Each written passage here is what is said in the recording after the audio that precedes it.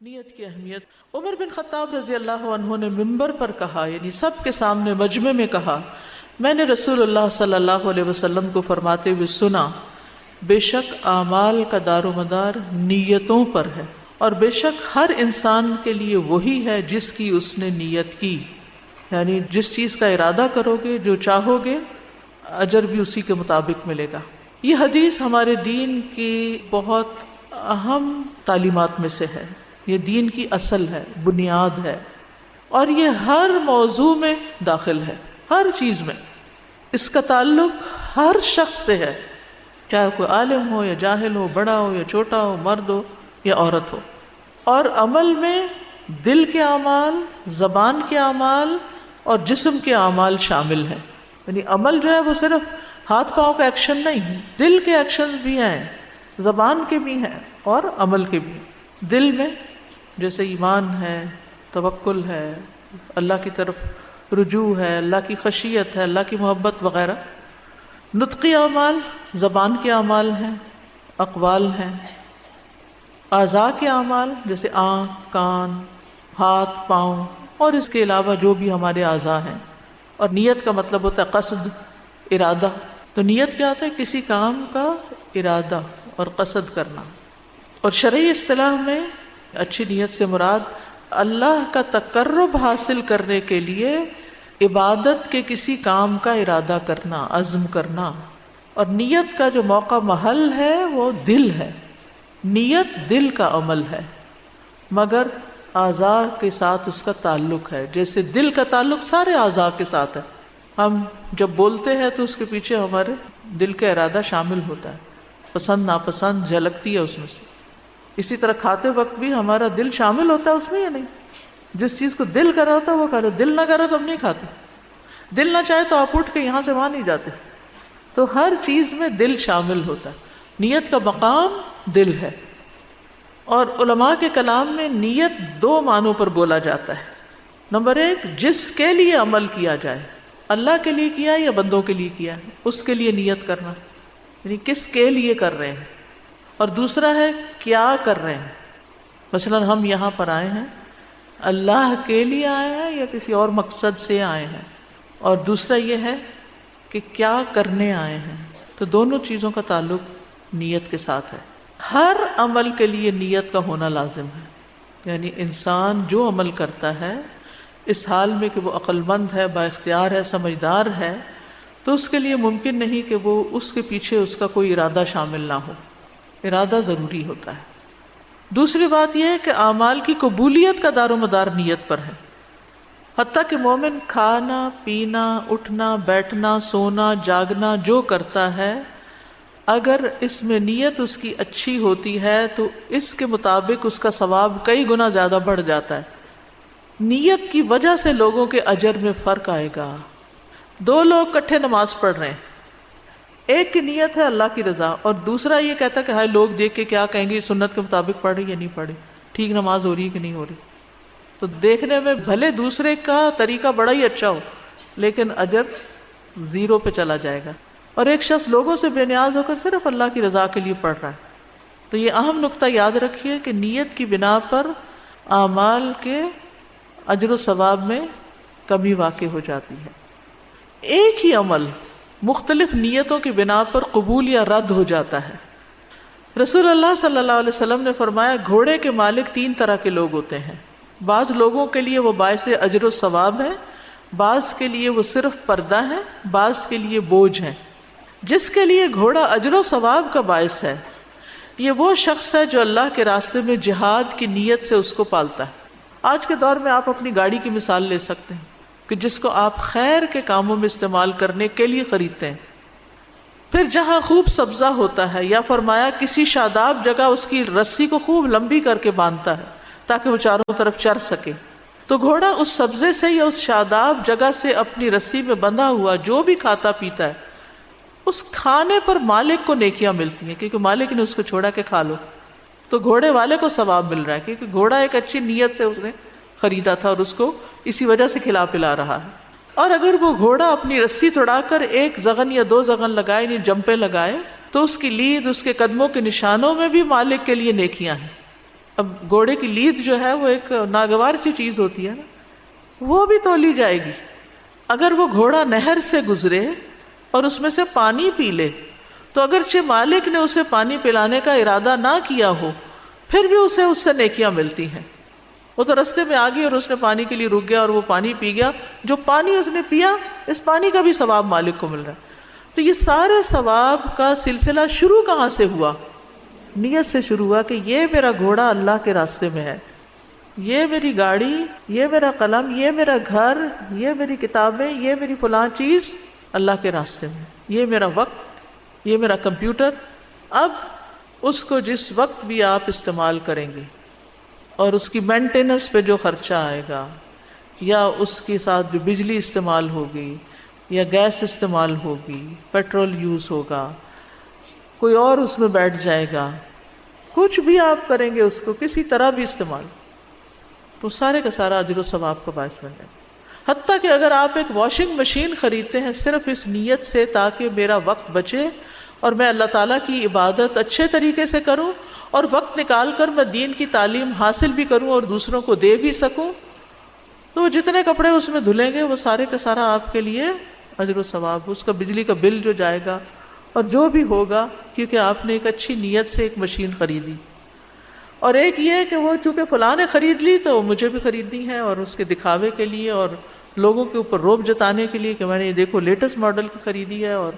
ایسا اور ویسا ہے۔ کسی مجلس میں بیٹھ کر ہم بعض اوقات بوسٹنگ کر رہے ہوتے ہیں، تفاخر کر رہے ہوتے ہیں، اس کو کوئی اجر و ثواب نہیں۔ حتیٰ کہ ایک کمفرٹیبل جوتی آپ لیتے ہیں کہ اس میں میں اچھی طرح واک کر سکتی ہوں تاکہ میں فٹ رہوں اور پھر میں زیادہ سے زیادہ اچھی طرح نماز ادا کر سکوں، تو وہ جب تک پہنے جتنی واک کی وہ ساری واک بھی، وہ آپ کی ایکسرسائز بھی، وہ کھانا پینا بھی، وہ ساری چیزیں، وہ دوا خریدنا، وہ دوا کھانا، وہ ڈاکٹر کے پاس جانا، وہ سارا اس نیت کے گرد گھوم رہا ہے کہ ہیلدی باڈی جو ہے وہ زیادہ بہتر طور پر اللہ کی عبادت کر سکتی ہے۔ ہر چیز اس میں آ گئی۔ نبی صلی اللہ علیہ وسلم نے دوسری مثال کیا سمجھائی؟ دوسرا وہ شخص ہے جو گھوڑے کو فخر، دکھاوے اور اہل اسلام کی دشمنی میں باندھتا ہے، تو یہ اس کے لیے بوجھ ہے۔ اور یہ جو گھوڑے کی تیسری قسم بتائی گئی، اگرچہ وہ اس حدیث میں اس کی ڈیٹیل نہیں ہے، لیکن وہ جو لوگوں کے لیے پردہ ہے، یعنی ذاتی ضروریات، گھر کی ضروریات پوری کرنے کے لیے آپ اپنے مسائل حل کرنے کے لیے گھوڑا خرید لیتے ہیں، یہ گاڑی لے لیتے ہیں، جیسے عموماً ہم گھر کی ضرورت کی چیزیں لے لیتے ہیں، تو بس ان کو دنیا میں استعمال کرتے رہتے ہیں مگر اس کے پیچھے کوئی اچھی نیت نہیں ہوتی۔ تو اب آپ دیکھیے کہ اگر آپ ایک کپڑا بھی کمفرٹیبل خریدتے ہیں، یا آپ ایک جوتا، یا آپ اپنے کچن کی کوئی چیز، یا آپ اپنے گھر کی کوئی چیز اس نیت سے خریدتے ہیں تاکہ آپ کی زندگی آسان ہو اور آپ اس آسانی کے وقت کو استعمال کر سکیں خیر و برکت بھلائی کے کاموں میں، تو اس سے بھی جو ایک پیسہ بھی آپ نے لگایا وہ اجر و ثواب کا باعث بن جائے گا۔ تو اس حدیث سے یہ بھی پتہ چلتا ہے کہ اللہ کے راستے پہ چاہے آپ بڑے سے بڑا مال بھی اگر خرچ کرتے ہیں لیکن آپ کی نیت درست نہیں تو اس کا کوئی اجر و ثواب نہیں، لیکن چھوٹی سی چیز بھی آپ استعمال کر رہے ہیں، چاہے آپ کی سواری ہے یا کچھ بھی، تو نیت کے ساتھ اس کا اجر بڑھ جاتا ہے۔ دنیا کی نیت پر دنیا ہی ملتی ہے۔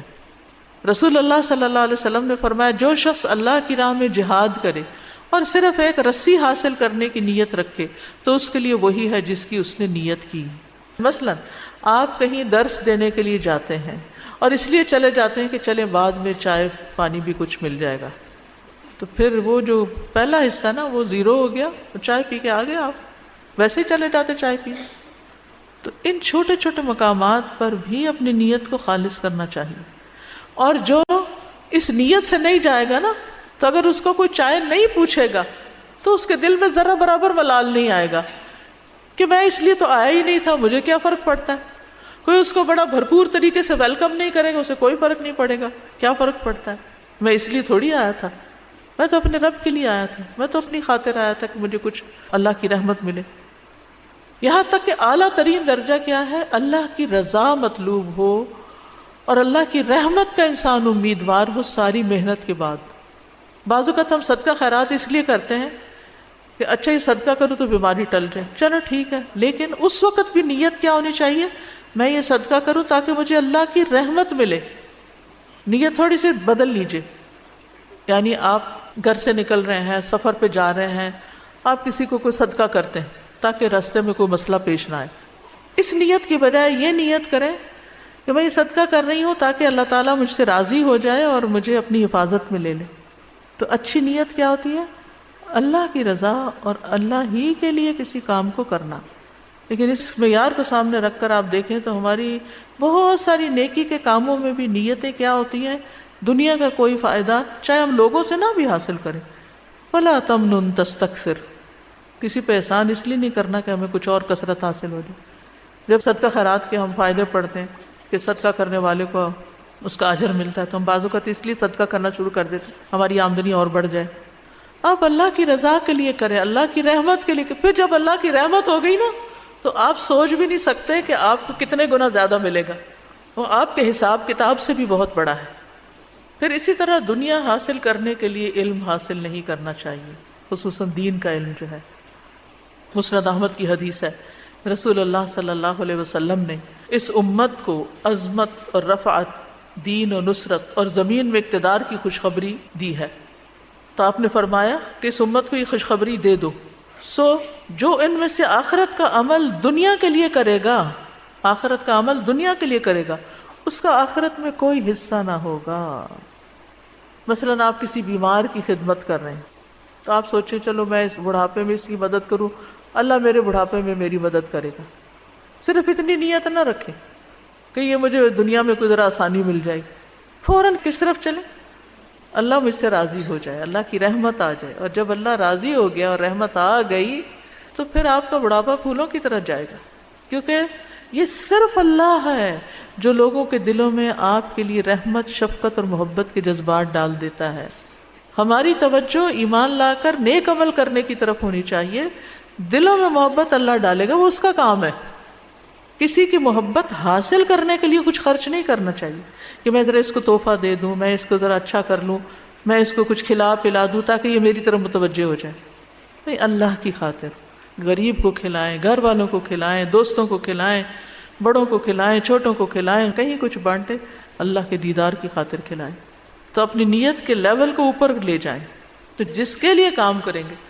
اس سے اجر پائیں گے۔ بندوں کے لیے کریں گے تو ہو سکتا ہے بندے کچھ دیں یا نہ دیں، لیکن اگر اللہ کے لیے کریں گے تو کئی گنا زیادہ ملے گا، جس کا آپ تصور بھی نہیں کر سکتے، کیونکہ معاملہ آپ نے اللہ پہ چھوڑ دیا۔ اگر نیت درست ہو نا تو انسان کام ڈیلیگیٹ بھی کرتا جاتا ہے، اس سے بھی بڑی آسانی ہوتی ہے۔ یہ کام اس سے کروا لو، یہ اس سے دے دو، یہ اس کو دے دو، تاکہ ہم اور جو ہماری صلاحیت ہے اس کے مطابق بڑا کام کر سکیں۔ کیونکہ بعض اوقات ہم یہ کہتے ہیں ہر چیز اپنے کنٹرول میں کرنا چاہتے ہیں، یہ بھی میں کروں، یہ بھی میں کروں، یہ بھی میں کروں، اور دوسروں کو کام سکھاتے نہیں۔ یہ بھی غلط طریقہ ہے۔ جب آپ کی نیت اللہ کے لیے کرنا ہے تو ضروری نہیں کہ وہ بہت سارے کام ہو اور بہت بڑا کام ہو، وہ اگر آپ کے حصے میں چھوٹا بھی آ گیا نا اور آپ کی نیت اللہ کے لیے تھی اور آپ نے باقی لوگوں کے اوپر بھی یعنی صدقہ کیا اور ان کو بھی کام لگایا تو ان کا حصہ الدال علی الخیر کفاعلہ، وہ بھی آپ کو اجر ملے گا اور جو آپ نے خود کیا وہ بھی ملے گا۔ اسی طرح اگر آپ ایک بہتر ہیلپر رکھ سکتے ہیں اپنے باقی عیش و عشرت سے پیسہ نکال کر، تاکہ آپ زیادہ سے زیادہ بہتر عبادت کر سکیں، بہتر دین خدمت کا کام کر سکیں، تو یہ نیت بھی آپ کے لیے بہت اجر و ثواب کا باعث ہوگی۔ اس طرح آپ کی دنیا بھی سہولت والی ہو جائے گی اور آخرت بھی اچھی ہو جائے گی۔